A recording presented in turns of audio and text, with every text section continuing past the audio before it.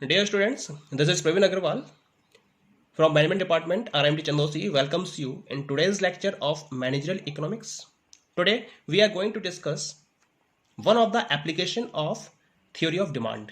This application is known as the demand forecasting because each and every organization is interested in knowing in advance that what is the demand of its products in the market. That's why this particular concept is very popular among all the organizations in the market.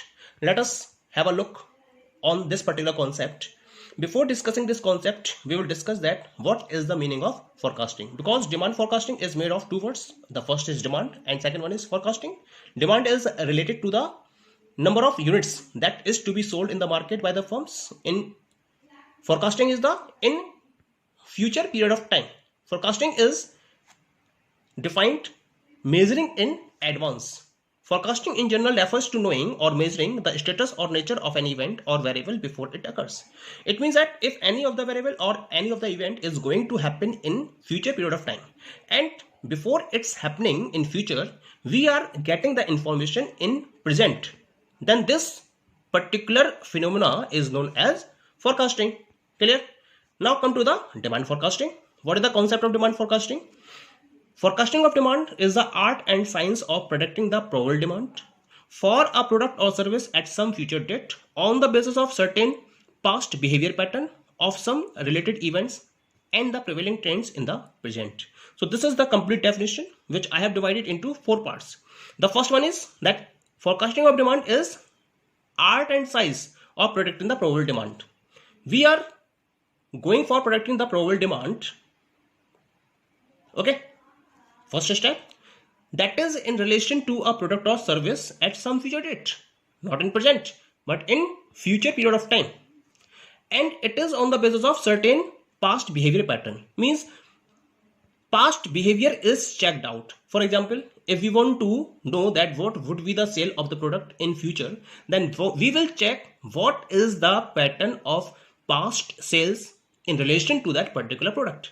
On the basis of that past pattern, the future demand will be predicted.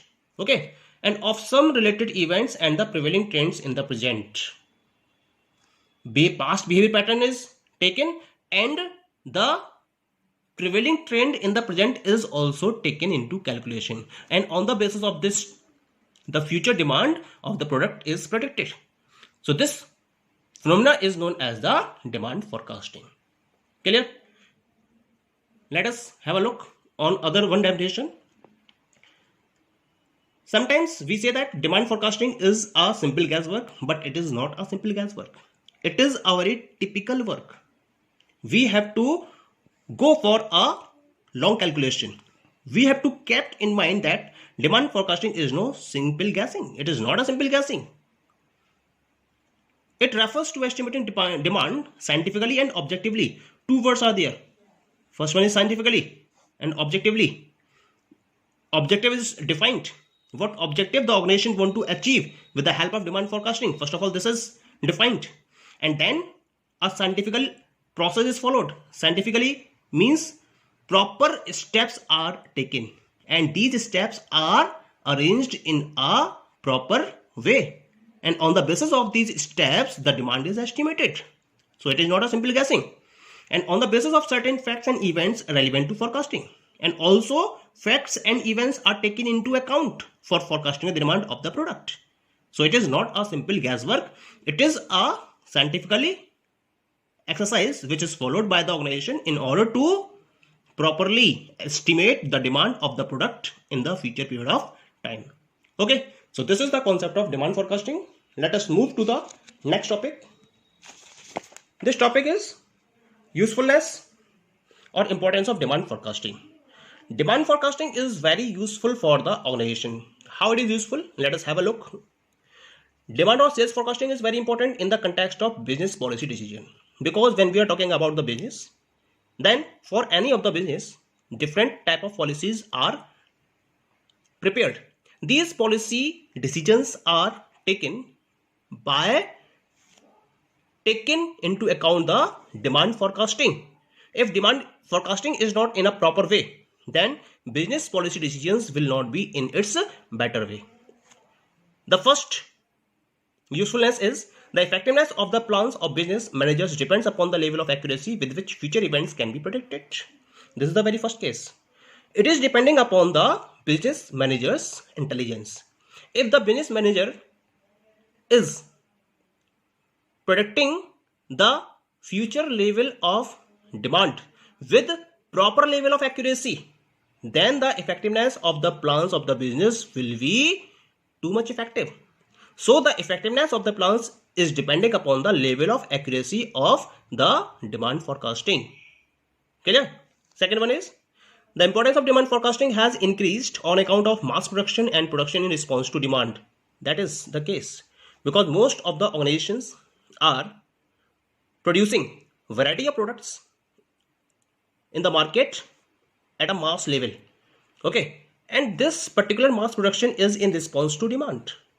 So each and every organization is interested that what is the future demand, because on the basis of that particular demand the organization is going to produce that particular quantity which will be demanded. Okay, next one is forecasting of demand plays a vital role in, because in the second step we discussed that the organization will produce as much as quantity that is to be demanded in future period of time. It means that the following needs of the organization are completed automatically. That is the process of planning and decision making, the very important step for the organization, because we have 5 functions of management: planning, organizing, directing, controlling and coordinating. These are the 5 functions of management, where planning is the very important function and decision making is one of the important function of the manager. So if we are knowing the demand in advance, then on the basis of this demand the planning and decision making will be very easy and it will be very accurate.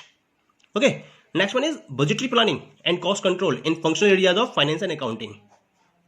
Finance and accounting, 2 important areas of business. Finance and accounting just focus on 2 main points: budgetary planning and cost control. The budget, because you will have to make a budget before going through any of the operation, before going to start any of the business, you have to decide on the budget. And if you are getting a data about the demand in future, in present, then on the basis of this the budget can be decided in a very accurate way, and on that basis the cost can be controlled in a very easy way. So this is one of the importance of demand forecasting. Let us come to the third one: efficient production planning, process selection, capacity planning, facility layout and inventory management. These all are the functions of production management. As we know that production management focus on the efficient production planning, because the product is going to be produced with the help of production department in the organization. So when the production department is having the data about the future demand in advance, then what he will do, he will use this data and will go for efficient production planning. He will go for proper process selection. He will go for proper capacity planning. How much quantity to be produced at what particular day, that can be planned by the organization. Facility layout, what must be the arrangement of machineries. Inventory management, what particular inventory must be ordered by the organization and must be placed in advance by the organization, that can be designed in a very easy way by the organization. Clear? Come to the fourth one: production scheduling in advance and obtain all necessary resources for production such as factors of production and so on. Production scheduling means which activity will be performed first, then second, then third. This is known as the production scheduling. So we can schedule the production in advance and we can obtain all the necessary resources in advance, and the different resources are required for production, such as labor is required, raw material is required, machineries are required, and so on. Resources are there which are required. So we will arrange as much as quantity of these resources as there is the demand of the product in future. not more than this and not less than this. Okay, so this optimizes the use of resources. Clear? Come to the fifth one. Capital investment can be aligned to demand expectations. That is very important. How much capital is to be invested by the organization? That can be aligned with the demand expectations. The demand which is expected by the organization. On the basis of this demand expectation, through demand forecasting, the capital investment will be followed by the organization. This is checking the possibility of overproduction and underproduction. Overproduction means, suppose in the market the demand is less, okay, but you are producing more product, it means overproduction is there, so there will be a loss for the organization. And underproduction, there is a more demand in the market, but you are producing less, so this is underproduction. So this particular demand forecasting avoid the problem of overproduction and underproduction and produce as much quantity as it is demanded in the market. Clear? And the last one is formulation of suitable pricing and advertising decisions. So with the help of demand forecasting, we can formulate the proper pricing. At what price the product must be sold in the market, and what particular mode of advertising must be used by the organization, that can be determined easily with the help of demand forecasting. Okay, thank you.